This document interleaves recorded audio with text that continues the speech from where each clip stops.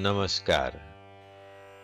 महापुरुषों का कहना है कि कविता हमें बेहतर इंसान बनने में सहायता करती है। इसलिए ये जरूरी लगता है कि कविता सब तक पहुंचे, सब कविता को जानें और समझें। विशेष रूप से हमारी युवा होती पीढ़ी अर्थात किशोर बच्चे कविता से निकटता बनाएं तो एक बेहतर समाज के निर्माण में उनकी भूमिका सार्थक हो सकती है। किंतु ऐसा तभी संभव है जब हम ये जान लें कि कविता है क्या। कविता का एक छोर जहां कल्पना को आकाश की ऊंचाइयों तक ले जाने की क्षमता रखता है, वहीं जीवन का यथार्थ कविता को धरातल पर लाकर खड़ा कर देता है। यही अंतर्विरोध ही कविता का जनक है। कविता का भाव जगत छात्रों के लिए हमेशा से जिज्ञासा का कारण बनता रहा है।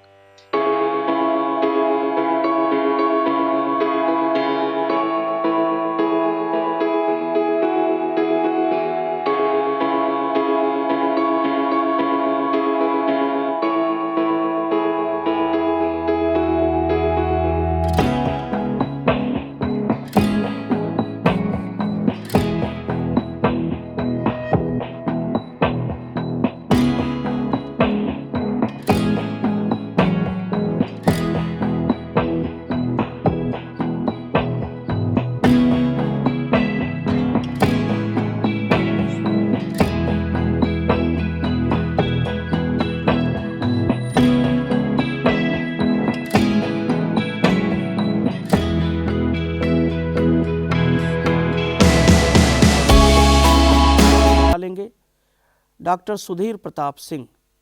डॉक्टर सुधीर प्रताप सिंह जवाहरलाल नेहरू विश्वविद्यालय के भारतीय भाषा केंद्र में हिंदी के प्रोफेसर पद पर कार्यरत हैं। भाषा साहित्य शिक्षण में उनका विशिष्ट नाम है। उनसे बातचीत कर रहे हैं डॉक्टर हरिमोहन शर्मा। डॉक्टर हरिमोहन शर्मा दिल्ली विश्वविद्यालय के हिंदी विभाग के पूर्व अध्यक्ष रहे।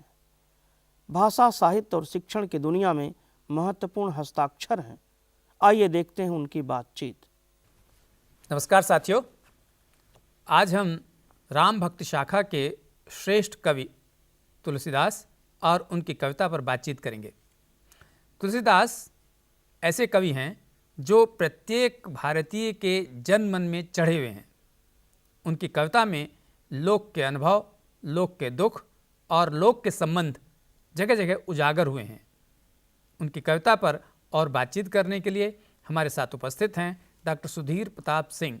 डॉक्टर साहब, आपका इस कार्यक्रम में बहुत बहुत स्वागत है। नमस्कार डॉक्टर साहब। क्या ही अच्छा हो कि हम पहले कविता शुरू करने से पहले कवि का जीवन परिचय प्राप्त कर लें।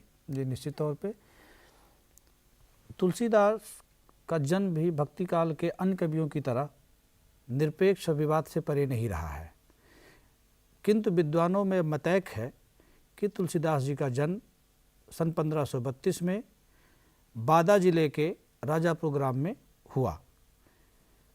उनके जीवन के विभिन्न गतिविधियों के संदर्भ में भी किंवदंतियाँ प्रमुख हैं, किंतु तुलसीदास भारतीय जनमानस में इसलिए विद्यमान है कि वो भारतीय परिवार, भारतीय संस्कार, भारतीय पर्व त्योहार और मनोदशाओं के कवि हैं।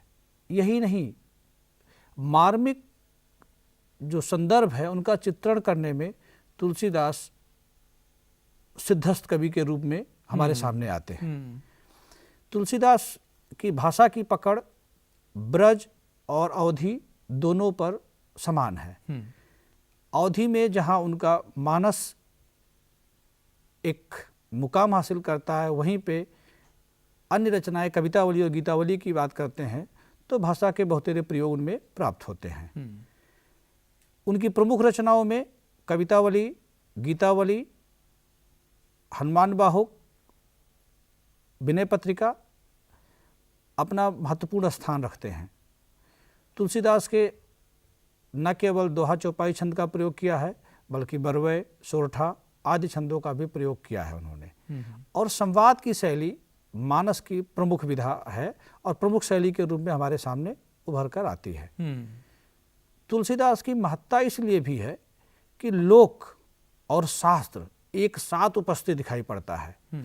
जहाँ वो आगम निगम की बात करते हैं और बोलते हैं हमें एक भी ज्ञान नहीं है, वहाँ तुलसीदास का अध्येता ये जान जाता है कि तुलसीदास न केवल वेद पुराण शास्त्र के ज्ञाता हैं बल्कि लोक संवेदनाओं की एक बेहतरीन पकड़ उनके अंदर विद्यमान है।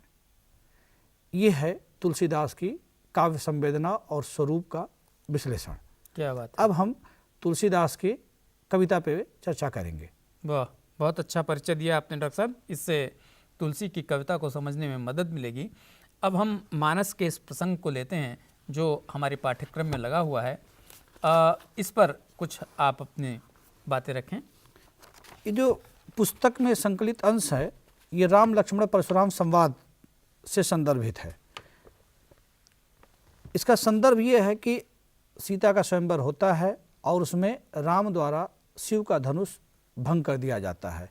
यह सूचना परशुराम को मिलती है और अपने स्वभावगत परशुराम क्रोध से वहाँ सभा में आते हैं और ये पूछते हैं कि ये शिव का धनुष तोड़ने वाला कौन है। यही से कविता हमारे पाठ्यपुस्तक में संकलित है जी। इस पाठ्यपुस्तक में जो नहीं है वो भी इसलिए इम्पोर्टेंट है क्योंकि विद्यार्थियों के लिए संभव नहीं कि पूरा वर्णन किया जाए कि ये संवाद लक्ष्मण परशुराम के बीच में ज़्यादा है, राम का कम है। अच्छा। लेकिन जहाँ कविता खत्म होती है वहाँ पे लक्ष्मण मतलब ये संकेत मिलता है कि राम ने किस तरह विनय स्वरूप जो है परशुराम से संवाद किया है और किस तरह विश्वामित्र जी ने परशुराम जी को समझाया है कि इस शिव धनुष के भंग का कारण क्या है। और वहीं पे कविता समाप्त हो जाती है जो हमारे संकलन में है।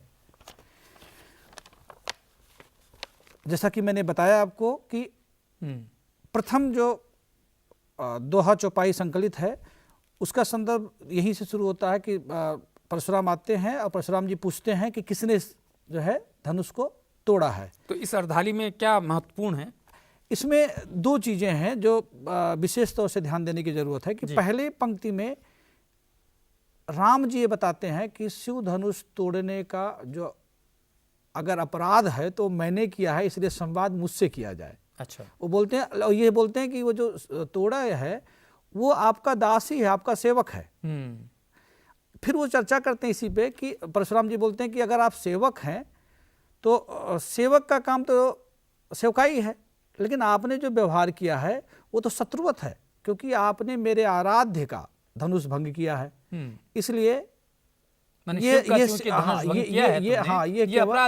केवल सेवा भाव नहीं है बल्कि तो शत्रुता का भाव है। इसमें जो और महत्वपूर्ण बात है कि वो बोलते हैं कि बिल्कुल परशुराम जी नाराज होकर है कि सेवक तो जो सेवा करता है लेकिन आपने तो जो किया है वो साफ साफ जो शत्रुता का काम है। ये सुनकर राम बोलते हैं कि भाई जिसने ये धनुष तोड़ा है वो अपराध मैं स्वीकार करता हूं और सहस मैं इससे संवाद करने के लिए आपके सामने हूं। जब ये राम और परशुराम जी का संवाद चल रहा था इसको जो है लक्ष्मण जी सुनते हैं और वो बोलते हैं सुन मुनि बचन लखन मुस्काने बोले परशु धरे अवमाने। और जो वो लक्ष्मण से संवाद होता है परशुराम जी का वो परशुराम के साथ एक व्यंग्यपूर्ण होता है और वो कह सकते हैं कि परशुराम का एक तरीके से अपमान भी करते हैं वो। और ये जो करते हैं वो बालक बन के करते हैं। इसलिए जो शैली है वो बिल्कुल संवाद शैली में बाल विनोद भी पाया जाता है। अच्छा। परंतु इससे तो वो बहुत गुस्सा हो जाते हैं ना? यही और बोल पड़ते हैं दोहे में रे नृप बालक कालवश बोलत तो इन संभार धनु ही सम त्रिपुरारि धनु विदित सकल संसार। हाँ, चूंकि इससे पहले वो बोलते हैं कि बहु धनु ही तोरी लड़काई कबो ना सरिस्कीन गोसाई कि ऐसे धनुष तो मैंने बचपन में बहुत सारे तोड़े हैं लेकिन ऐसा गुस्सा तो किसी ने नहीं किया, आप क्यों कर रहे हैं। इस बात पे परशुराम का गुस्सा और तीव्र हो जाता है और वो बताते हैं कि यह बालक तुम इस धनुष की भी तुलना अपने लड़काइन में तोड़े जाने वाले धनुष से कर रहे हो। ये धनुष तो किसका है, जो त्रिपुरारि का है, त्रिपुर, वो जो तीनों लोगों जो का तीनों जो- लोग के स्वामी है उनका है। और उस धनुष की तुलना तुम अपने बचपन में तोड़े जाने वाले खेल कूद में धनुष से करते हो। हाँ। इसलिए उनका गुस्सा तीव्र हो जाता है और बोलते हैं कि ठीक। रे नृपबालक काल बस बोलत तो इन्हें संभाल, कि तुम्हें अपने काल का भी ज्ञान नहीं है, तुम्हें अपने तमीज़ नहीं मृत्यु है। का बोध नहीं है कि इस बात से तुम्हें मृत्यु दंड भी मिल सकता है। ये पहली जो दोहा है इसमें इसी बात का जो है जिक्र किया गया है। अच्छा। और विस्तार से है, लेकिन जी, इसकी चर्चा जी। और फिर हाँ, अगला अर्धाली लेते हैं। लक्ष्मण कहते हैं कि हमारे ज्ञान में सभी धनुष समान है। वो बोलते हैं, जब वो बोलते हैं कि लक्ष्मण जो है धनुष त्रिपुरारी का है, नरेश का है, शिव का है, तो बोलते हैं कि हमारे ज्ञान में तो सभी धनुष समान है। इस धनुष के भंजन से हमारा कोई नुकसान ना होगा ना हानि होगा। लेकिन मुझे एक बात समझ में नहीं आ रही है कि इस धनुष के प्रति आपका इतना आकर्षण क्यों है, और बिना कारण जाने, बिना मुझे कुछ कहे, ये आप मुझे क्यों दिखाना चाहते हैं कि इसके प्रति आपका लगाव बहुत ज्यादा है। इस बात पर मुनिवर और गुस्सा हो जाते हैं, बोलते हैं मूर्ख बालक, तुझे मेरे स्वभाव के बारे में ज्ञान नहीं है। बालक जानकर मैं तुम्हारी हत्या नहीं कर रहा हूं, क्योंकि बालक बोध में मैं तुम्हें माफ कर रहा हूं, लेकिन तुम्हें पता नहीं है कि मैं क्या हूं। मैं वो हूं जो महाज्ञानी है, ब्रह्मचारी है, और यही नहीं, ये क्षत्रिय कुल का बार बार विनाश करने वाला है। और यही के आगे बोलते हैं कि और मैंने अपने इस परशु से जो धारण किए हुए हैं, मैंने अपने इस परशु से कई बार इस भूभाग को राजाओं से मुक्त किया है, अर्थात क्षत्रिय विहीन कर दिया है। अर्थात मैंने संपूर्ण पृथ्वी को क्षत्रियों से विहीन कर दिया है। उसके बाद भी तुम मुझसे वार्तालाप कर रहे हो, बार बार मुझसे संवाद कर रहे हो कि मैंने क्या अपराध किया है। और क्या बालक तुम्हें अपने माता का भी बोध नहीं है कि अगर तुम मृत्यु का जो है प्राप्त कर लोगे तो तुम्हारी माँ के ऊपर मनोभाव पे क्या गुजरेगा। इसलिए बेहतर होगा कि तुम मुझसे इस बारे में और संवाद ना करो। अच्छा, तो इसमें डॉक्टर साहब कह रहे हैं कि भुजबल भूमि भूप बिनु कीन्ही, मैंने अपने भुजबल से भूमि को भूपहीन यानी क्षत्रिय विहीन कर दिया है। तू इस बात को नहीं जानता। इससे और आगे क्या कहना चाहता है? इससे आगे और भी बात कहते हैं जो बहुत महत्वपूर्ण है, क्योंकि एक पंक्ति मुझे बहुत आकर्षित कर रही है इसकी। जी जी जी। वो ये तो बोलते ही हैं कि तुम्हें क्या अपने माता पिता के संवेदना का भी ज्ञान नहीं है। जी, जी, कि अगर मैं तुम्हें मृत्यु दे दूंगा तो उनके ऊपर क्या गुजरेगी। बिल्कुल। लेकिन जो महत्वपूर्ण पंक्ति एक मुझे लगती है वो है कि गर्भन के अर्भक दलन परसु मोर अति घोर। हाँ, ये जो ये मेरा दोहे में परसु जो- है, जी, जी, दोहे में। ये केवल ना केवल क्षत्रियों से या राजाओं से भूमि को जो है पूरा मुक्त कर दिया है, बल्कि मेरे परस जो है गर्भन के अर्भक दलन, मतलब मेरे परस के ताकत को या उसके पराक्रम को गर्भ में रहने वाला बच्चा जानकर भी उसी में मृत्यु की प्राप्ति कर लेता है। ये बहुत मतलब अपने वाहवाही में ऐसी बात भी कह जाते हैं परशुराम जी, जो बताता है कि गुस्से का एक पक्ष कौन सा है। इसके आगे इस बात को सुन के लक्ष्मण हंसते हैं और बोलते हैं कि बहस जो लिखा है कि बिहस लखन बोले मृदुबानी अहो मुनीश महापट ज्ञानी, कि मैंने तो जो देखा है, मैंने जो समझा है जी, वो तो ये है कि जो ऋषि होते हैं वो ज्ञानी होते हैं, ना कि वो अपने ज्ञान का पराक्रम का इस तरह से प्रदर्शन करते हैं। जी। बोलते हैं कि और मैं आपसे इसलिए भी बहुत ज़्यादा संवाद और कठोर शब्दों में नहीं कर रहा हूं, क्योंकि हमारे यहाँ वो रघुकुल की बात करते हैं कि हमारे यहाँ जो रघुकुल में परंपरा है उसमें सुर, ब्राह्मण और हरिभक्त, हरिजन और गाय पे वार नहीं करते हैं। अच्छा। इस परंपरा के कारण मैं आपको, चूंकि आप जनेऊ धारण हैं और आप का जो वस्त्र है वो ऐसा है कि जिससे प्रतीत होता है कि आप ब्राह्मण हैं, और हम ब्राह्मण की हत्या नहीं कर सकते, आप ब्राह्मण पे हम वार नहीं कर सकते, इसलिए आप जो कुछ भी कहेंगे हम आपके चरण में ही अपनी बात रखेंगे। लेकिन इसका यह मतलब नहीं है कि आप मुझे वो समझें जिस तरह आप करते आए हैं। ये लक्ष्मण वहाँ पे साफ साफ बोलते हैं जी। और इसी में बोलते हैं कि हे मुनिवर, यदि मैंने कुछ अनुचित कहा हो तो चूंकि आप संत हैं, योगी हैं और ब्राह्मण हैं, तो आप धीर धारण करते हुए मुझे माफ कीजिएगा। ठीक है। बोलते हैं जो बिलोके अनुचित कहो क्षमो महामुनि धीर, सुन सरोस भृग वंश मणि बोले गिरा गंभीर। अब यहाँ देखिए कि बोलते हैं कि ये सुनकर परशुराम जी को और तीव्र गुस्सा आता है और वो बोलते हैं कि भृगुवंश, यहाँ जो भृगुवंश है वो परशुराम जी के लिए आया है। और गंभीर होके बोलते हैं क्या कि कौशिक सुनो मंद यह बालक, कुटिल काल बस निज कुल घालक। अब कौशिक यहाँ आया है विश्वामित्र के, हे विश्वामित्र देखिए यह बालक मुझसे किस तरह संवाद कर रहा है, और यह अपने बात के कारण ही अपने कुल का घातक है, क्योंकि इसके कारण ही ना केवल इसका बल्कि इसके कुल का ही मैं नाश कर दूंगा। और आगे बोलते हैं वो इसी में कि भानु बस राकेश कलंक, निपट निरंकुश अबुद्ध असंको। ये क्यों? क्योंकि ये निपट निरंकुश है, अबुद्ध है और निडर है, इसलिए। और अगर तुम इसको इसके हट से, इसके जिद से उबारना चाहते हो तो इसको मेरे प्रताप के बारे में बताइए कि मेरा प्रताप क्या है, मेरे परस में कितना पराक्रम है। लखन कहो मुन जस, जो है लखन कहो मुन सुजस तुम्हारा, तुम्हें अछत करो। अब ये बात सुनकर लक्ष्मण हंसते हैं और बोलते हैं कि आपसे बेहतर आपके बारे में मुझे और कौन बताएगा, क्योंकि जब से आप यहाँ आए हैं केवल अपने ही बारे में मुझे बता रहे हैं, गर्वोक्तियां कर रहे हैं, ऊंची-ऊंची बातें कर रहे हैं, ऊंची बात कह रहे हैं। और इसके बाद भी अगर आपको संतुष्टि ना मिला हो, अगर आप और भी कुछ कहना चाहते हो तो आप कह लीजिए, और इसके कारण अपने गुस्सा को अपने अंदर मत छुपाइए, बल्कि आपको जो कुछ कहना है मुझसे वो कह डालिए। बोलते हैं कि नहीं संतोष तब पुण्य कुछ कहूँ, जन ऋष रोक दुहस दुख सहूं। आपको संतोष नहीं हुआ है तो आप कह डालिए और अपने अंदर उसको मत छिपा मत छिपाइए और अपने गुस्सा को तीव्र मत कीजिए। सुर समर करनी करहीं, कहीं न जनावह आप, विद्यमान रन पाए रिपु कायर कथहि प्रताप। जो योद्धा होते हैं वो अपनी बात कह के नहीं बताते हैं, वो रणभूमि में अपने को लड़ाई में साबित करते हैं। जो कायर होते हैं वो युद्ध भूमि में जाने से पहले अपनी ही बात का बखान करते हैं, अपना बखान करते हैं। तो ऐसा तो नहीं है कि आप वास्तविक रूप से जो है कायर हो और अपनी बात बखान करके मुझे डराना चाहते हो। ये बात यहाँ पे वो लक्ष्मण जी परशुराम जी को बोलते हैं। जैसा कि मैंने कहा कि जब लक्ष्मण इस बात को कहते हैं परशुराम जी से कि आप तो कायर प्रतीत होते हैं, क्योंकि आप अपने वीरता का गुणगान कर रहे हैं, ना कि अपने वीरता को साबित कर रहे हैं अपने परस के माध्यम से।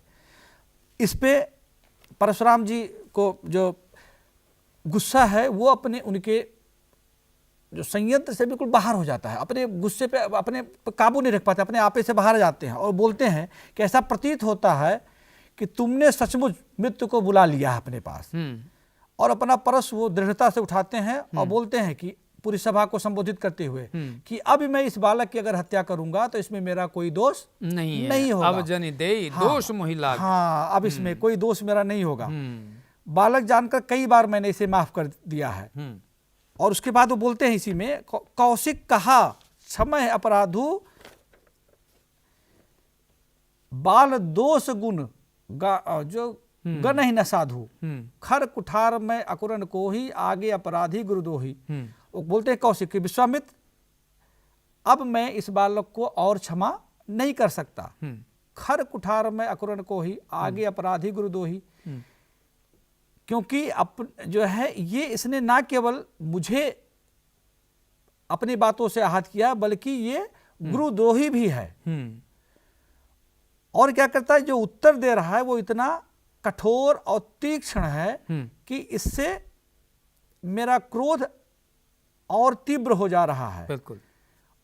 और मैं इसको जो माफ कर रहा हूं वो है कौशिक, यहाँ कौशिक है मतलब जो है विश्वामित्र के लिए कि हे विश्वामित्र, तुम्हारे सील से, तुम्हारे स्नेह के कारण मैं अब तक इसको माफ करता आ रहा हूं। नाता यह काट कुठार कठोर, गुरह उरन होता है श्रम थोरे। नहीं तो मेरा जो ये फरस है ये इतना तीक्ष्ण है और कठोर है कि एक ही बार में मैं इसकी प्राण हरण कर सकता हूं। क्या बात है। चलिए। और ये बात सुनकर विश्वामित्र मन ही मन मुस्कुराते हैं। और ये दोहा मैं जरूर पढ़ना चाहूंगा, क्योंकि विश्वामित्र अपने ये बात कहते नहीं है, मन में उनके मन में मतलब स्वसंवाद है कि अपने ही बात में मुस्कुराते हुए कहते हैं। स्वागत है। हाँ, कि गाथ सुन कह हृदय हंसी मुनय हरियरे सूझ अयमय खाड़ न उखमय अजो न बूझ अबूझ। कहते हैं कि अभी भी परशुराम जी को बोध नहीं हुआ है, ये भी अपने हरे, मतलब बोलते हैं कि हरे हरे सूझ, इनको हरियाली सूझ रही है। कहने का तात्पर्य यह है कि अभी भी परशुराम जी को ये बोध नहीं हुआ है कि ये बालक कौन है या किस हद तक ये बात कर सकता है। इसको बालक जान के उसी अपने जो है धुन में है जो बार बार ये करते आए हैं कि हमने क्षत्रियों का विनाश किया है, हमने पृथ्वी को नृपमुक्त किया है, उसी में अभी भी ये समझ रहे हैं कि मतलब मैं यहाँ ये पे समझ रहे हैं कि ये बालक है, हाँ। जबकि ये बालक नहीं है, और वो भी ये बोलते हैं, परमवीर है। हाँ, और ये नहीं बोलते, और भी एक जो महत्वपूर्ण है कि ये बोलते जैसे कि ये समझ रहे हैं कि ये ऊख का जो है गुण है, हाँ। जबकि ये क्या है कि बोलते हैं लोहमय, कठोर है, और वो गुण है जिसको बोलते हैं ना हमारे यहाँ कि लोहे का चने जमाना, ये उस तरह से है, ये लोहे का चना, इसको आप ऐसे सामान्य तरीके से नहीं देख सकते हैं, बिल्कुल नहीं। और ये संकलित अंतिम जो चौपाई है वो है कहो लखन मुनशील तुम्हारा को नहीं जान विदित संसारा। इस बात पे आगे लक्ष्मण परशुराम जी से बोलते हैं कि कहो लखन मुनशील तुम्हारा की हे ऋषिवर, आपके शील को कौन नहीं जानता है, आपके गुण से पूरा संसार विदित है जी। माता पिते उरन भैनी के बुरे रहा सोच बड़ जी के, सो जनो हमरे ही माथे काढ़ा, दिन चल गए ब्याज बड़ बाड़ा। अब ये देखिए कि उकसा रहे हैं परशुराम जी को, और किस तरह से कि मैं इससे भी परिचित हूं कि आपने अपने माता पिता के जो कैसे मुक्त हुए, उनके जो है ऋण कैसे हुए, उनके ऋण से मुक्त कैसे हुए हैं। अब ये पूरा संवाद है, अगर आप कथा को समझिए। बिल्कुल बिल्कुल बिल्कुल। और यही नहीं, और बोलते हैं कि और अपने गुरु के ऋण से भी आप मुक्त होना चाहते हैं और नहीं हो पा रहे हैं, उसका पूरा गुस्सा मेरे माथे पे काढ़ रहे हैं। हाँ। और जितना दिन बीत गया उसका ब्याज भी मुझे से वसूलना चाहते हैं, लेना चाहते हैं, वसूलना चाहते हैं। यही बोल रहे हैं जी।